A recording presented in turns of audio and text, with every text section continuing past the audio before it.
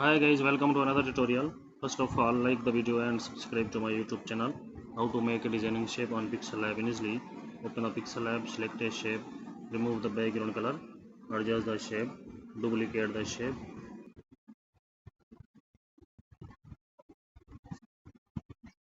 Then select another shape, change the color of shape, rotate the shape. Then select other color, select the stroke, select the 3D shape,